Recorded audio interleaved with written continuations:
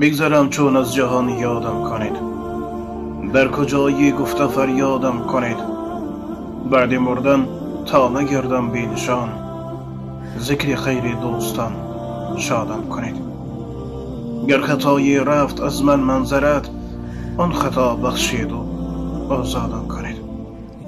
عزیزان من، چه خیلی که پیش گفته بودیم، این مال و ثروت دنیا امروز است، فردا نیست و از ما و شما فقط در این دنیا عملی صالح و اینکه نام نیک و نام بد میماند.